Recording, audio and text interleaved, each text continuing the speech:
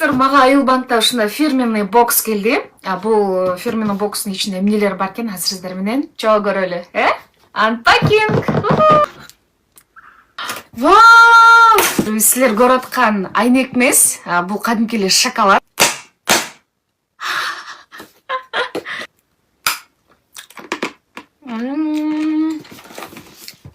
Достор, эми менде Айылбанкта ушундай элкарт карточкам болот. Өзүмдүн сүрөтүм менен.